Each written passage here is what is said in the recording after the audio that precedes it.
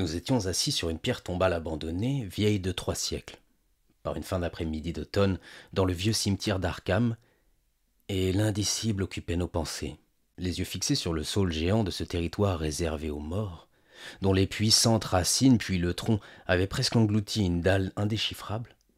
Je m'étais permis une remarque bien personnelle sur les sucs fétides, autant que subtils, que l'inexorable réseau nourricier de l'arbre devait distiller de la terre séculaire de cet ossuaire. Mon ami s'était moqué de ce qu'il avait appelé des enfantillages, et m'avait répondu que puisqu'aucun ensevelissement n'avait eu lieu en cet endroit depuis plus d'un siècle, la terre ne pouvait rien receler que de parfaitement normal. De plus, avait-il ajouté, ma préoccupation constante de ce que j'appelais les choses innommables et indicibles trahissait en moi un esprit fort puéril, non sans rapport avec ma réussite plus que relative dans le métier d'écrivain que je m'étais choisi. J'aimais trop terminer mes histoires sur des spectacles ou des bruits qui paralysaient les facultés de mes héros et leur enlevaient toujours le courage et les moyens ou la force de raconter ce par quoi ils étaient passés. Nous ne connaissons les choses, avait-il dit, que par l'intermédiaire de nos 5 sens et de nos intuitions religieuses, et par conséquent, il est impossible de parler sérieusement d'un objet ou d'un spectacle que ne peuvent expliquer clairement les définitions solides qu'offrent les faits, aussi bien que les doctrines admises des théologies, de préférence du reste la théologie congrégationniste, tout en acceptant les transformations, les adaptations imposées par la tradition ou par Sir Arthur Conan Doyle. J'avais souvent partagé de longues heures pâles avec cet ami, Joel Manton, en discussion interminable. Docteur de l'East High School, né à Boston, élevé dans cette ville, il en partageait l'indifférence caractéristique et satisfaite de toute la Nouvelle-Angleterre à l'égard des harmoniques les plus délicats du monde sensible. Selon lui, et c'était le point de vue qu'il défendait, seules nos expériences normales et objectives ont une signification esthétique, et le rôle de l'artiste est moins de susciter des émotions fortes à l'aide de l'action, de l'extase ou de la stupeur, que d'entretenir un intérêt calme et permanent, un jugement sain chez le lecteur, à l'aide de transcriptions exactes et détaillées de la vie quotidienne. Il s'élevait tout particulièrement contre mon souci du mystique et de l'inexpliqué, car, quoique croyant bien plus que moi, à un certain point de vue au surnaturel, il refusait de le tenir suffisamment ordinaire et fréquent pour avoir le droit d'intéresser le travail littéraire. Qu'un esprit pût trouver des joies les plus hautes dans des échappées originales aux antipodes de la routine de tous les jours, et dans des combinaisons aussi frappantes que neuves de ces images que l'habitude et la lassitude, à force de les faire repasser dans le sillon ébréché et usé de la normale, ont dépouillé de tout élément vivant. Voilà qui était impensable pour cet esprit clair, pratique et éminemment logique. Pour lui, toute chose, tout sentiment avait des dimensions, des propriétés, des causes et des effets bien déterminés. Et quoiqu'il eût vaguement conscience du fait que l'esprit parfois nourrit des visions et des sensations d'une nature beaucoup moins géométrique, classifiable et utilisable, il se croyait justifié à tracer une frontière arbitraire et à tenir pour qualité négligeable tout ce qui ne peut être vécu et pleinement compris par l'homme de la rue. De plus, il était pratiquement certain que rien ne pouvait être vraiment indicible. Cela ne lui paraissait pas sérieux. Quoique parfaitement conscient de la futilité d'une discussion sur l'imaginaire et la métaphysique en face du solide bon sens d'un citoyen normal de nos contrées, quelque chose dans ce décor et dans le moment fit naître en moi une humeur querelleuse plus marquée qu'à l'ordinaire. Ces dalles d'ardoise à moitié délitées, ces arbres patriarcaux, les toits en croupe de la vieille cité, autrefois familière aux sorcières, qui s'étendaient autour de moi, tout cela se combina pour me pousser à entreprendre la défense de mon travail. Même je ne tardai guère à lancer mes troupes en territoire ennemi. En vérité, la contre-attaque n'était pas bien difficile, car je savais que Joel Manton, en fait, se souvenait plus qu'à moitié de 1000 superstitions de vieilles femmes que toutes les personnes sophistiquées ont oubliées depuis longtemps. Croyance, par exemple, que des agonisants peuvent apparaître subitement de l'autre côté du monde, ou que des têtes d'autrefois peuvent laisser leurs marques sur les vitres à travers lesquelles elles ont regardé pendant toute leur vie. Accordez foi à ces rumeurs dignes de la campagne, insistai-je, attestaient sa foi en l'existence de substances fantomatiques sur la Terre, différentes de leurs contreparties matérielles, bien que liées à elles. Ce qui supposait le droit de croire en des phénomènes inexplicables par les concepts courants.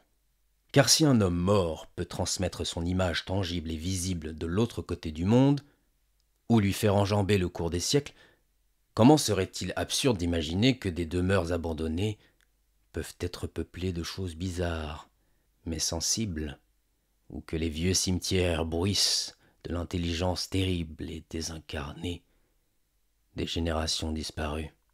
Et comme l'esprit, pour pouvoir provoquer toutes les manifestations qui lui sont attribuées, ne peut se plier aux lois qui régissent la matière, pourquoi serait-il grotesque d'imaginer des choses mortes douées d'une vie psychique et possédant des formes ou des absences de formes qui seraient pour les humains ordinaires foncièrement, terriblement innommables?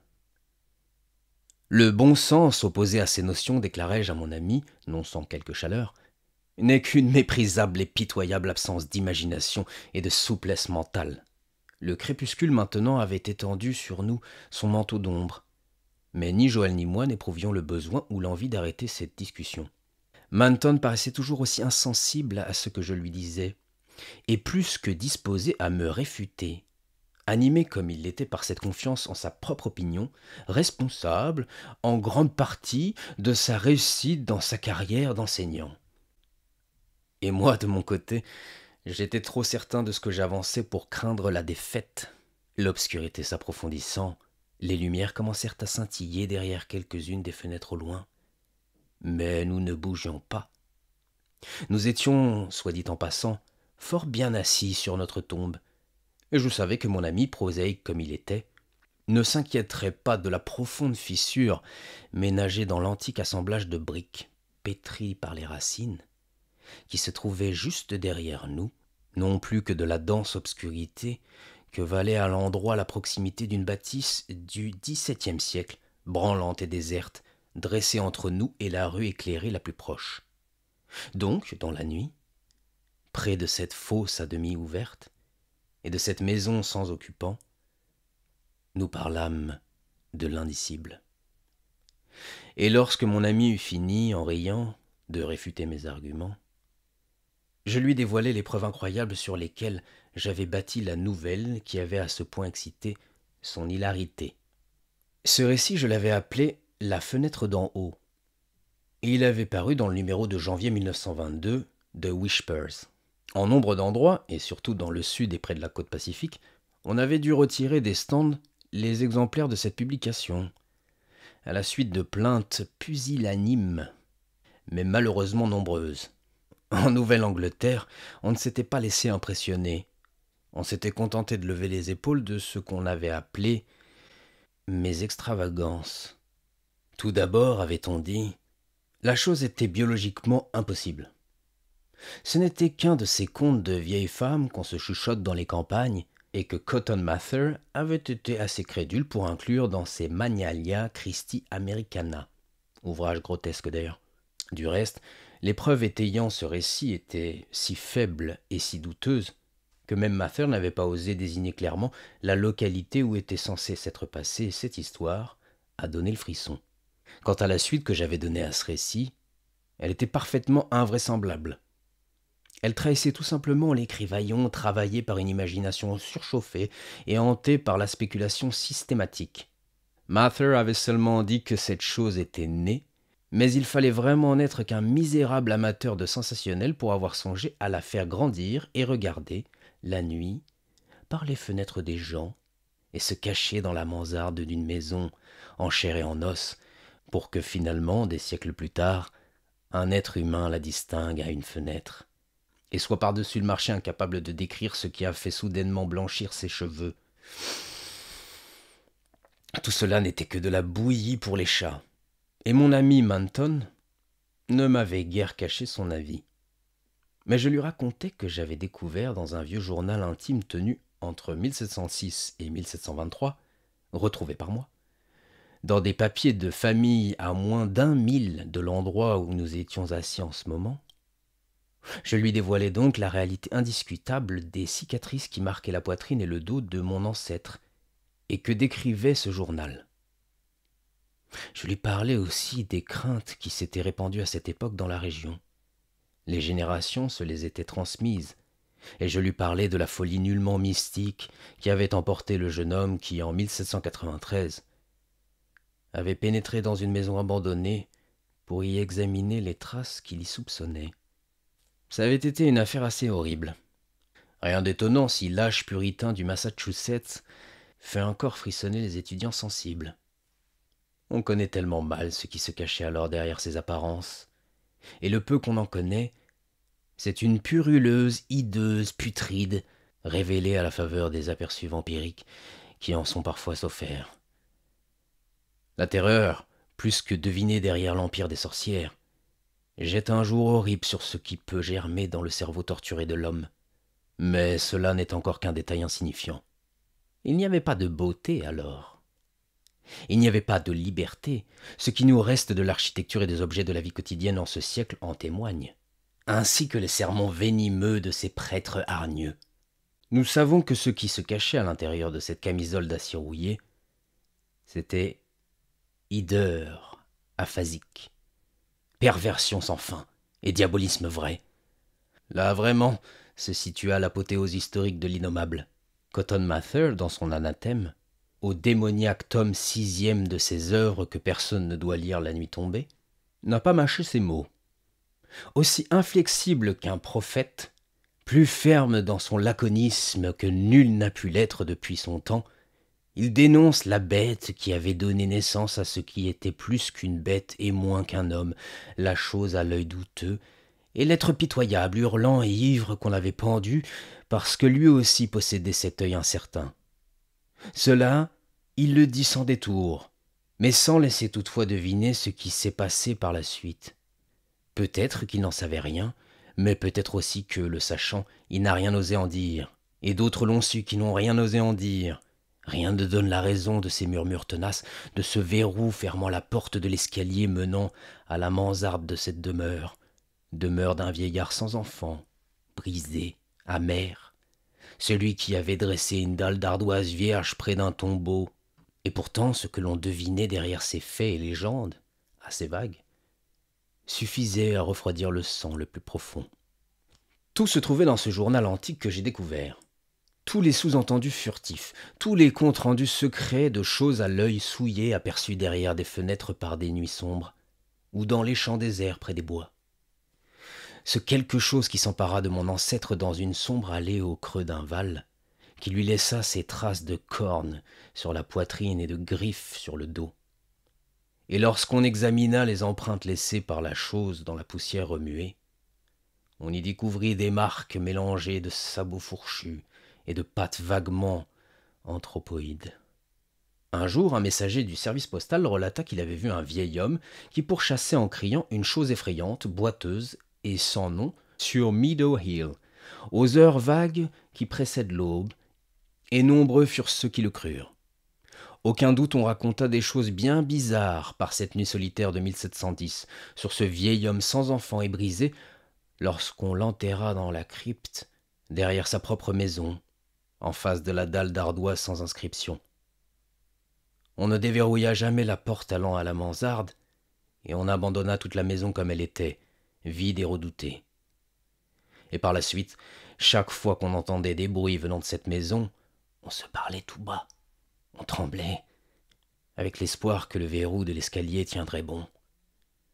Puis cet espoir lui-même mourut lorsque l'horreur se manifesta au presbytère. Et il n'y eut alors aucune âme vivante qui n'emportât la marque, vivante ou morte. Petit à petit, au fur et à mesure que les années s'écoulaient, la légende pourtant prit les allures d'un conte de fées. J'imagine que la chose, à supposer qu'elle eût été vivante, était morte. Le souvenir qui longtemps traîna derrière elle fut atroce, et d'autant plus atroce qu'il était plus secret. Pendant le cours de mon récit, mon ami s'était enfoncé dans un silence de plus en plus profond, et je vis que ce que je venais de lui raconter avait fait impression sur lui. Il ne rit pas lorsque je me tus, mais d'une voix assez sérieuse au contraire me pria de lui donner d'autres détails sur le jeune homme qui était devenu fou en 1793 et dont j'avais fait le héros de ma nouvelle. Je lui expliquai pourquoi ce jeune homme était allé voir cette maison que l'on évitait. J'ajoutai qu'il n'y avait rien d'étonnant à ce qu'il s'y fût intéressé, puisque aussi bien il croyait que les vitres gardent la mémoire des personnes qui ont longtemps regardé à travers. Ce jeune homme était allé examiner les fenêtres de cette horrible mansarde, parce qu'on lui avait dit que quelqu'un avait vu des choses derrière. Il en était revenu hurlant et fou. Manton, pendant que je parlais, resta silencieux, comme réfléchissant. Mais petit à petit, son tour d'esprit analytique reprit le dessus. Il dit pour le plaisir de discuter qu'il devait y avoir eu réellement quelques créatures inconnues, mais il me rappela qu'il n'y avait aucune raison pour que les plus morbides perversions de la nature soient innommables ou indescriptibles aux yeux de la science. Je le félicitai autant de sa clarté d'esprit que de son entêtement, mais lui fournis alors quelques révélations supplémentaires que j'avais glanées en allant voir de vieilles personnes. Ces légendes fantomatiques et plus tardives, lui dis-je clairement, faisaient allusion à des apparitions monstrueuses, plus effarantes que tout être organique. Des apparitions de formes bestiales et gigantesques, par moments visibles et en d'autres seulement intangibles, flottant dans l'air, par les nuits sans lune, hantant la vieille maison, la crypte qui se trouvait derrière elle, et les alentours de ce tombeau abrité maintenant par un jeune arbre qui avait poussé à côté de la dalle illisible. Que l'être qui se trouvait à l'origine de ces apparitions eût jamais éventré ou étouffé une personne humaine, comme l'affirmaient des traditions invérifiables, il était difficile de le dire. Quoi qu'il en fût, il avait laissé derrière lui une impression puissante et permanente. Il faisait encore trembler les plus âgés des autochtones. Mais les générations plus récentes l'avaient pratiquement oublié. Peut-être du reste que le souvenir s'en effaçait à force de n'être plus évoqué. D'un autre côté, cependant, dans la mesure où l'on voulait juger l'affaire d'un point de vue esthétique, les émanations psychiques des humains pouvaient être grotesques et caricaturales. Quelle représentation logique pouvait rendre compte d'une nébulosité aussi informe et aussi infâme que le spectre d'une horreur pernicieuse et inorganique, à soi seul un blasphème putride à l'égard de la nature, conçu à partir du cerveau mort d'un cauchemar hybride? Est-ce qu'une horreur aérienne de ce genre ne pouvait pas constituer, dans toute sa réalité haïssable, l'exquis, l'atroce innommable? Il devenait fort tard. Une chauve-souris étonnamment silencieuse me frôla, et je crois qu'elle passa tout près de Manton, car, quoiqu'il fût noyé dans l'obscurité, je le sentis lever le bras. Puis il prit la parole. « Mais est-ce que la maison où se trouve cette fenêtre et cette mansarde, dit-il, existe toujours, abandonnée? »« Oui, lui répondis-je. Je l'ai vue. Et est-ce que vous y avez trouvé quelque chose, dans la mansarde ou ailleurs? » ?»« Des ossements, sous le toit. C'est peut-être ce que ce jeune homme avait découvert. Il était si sensible qu'il ne lui en fallait pas plus pour devenir fou. Si ces ossements provenaient tous du même être, ce devait être une folle monstruosité. Ça aurait été un crime que de laisser ces débris au jour. Je suis revenu plus tard dans cette maison avec un sac et les ai enfouis dans la tombe qui se trouve derrière la maison. Elle présentait une fissure assez large que j'ai utilisée. Ne vous imaginez pas que j'ai agi comme un gamin.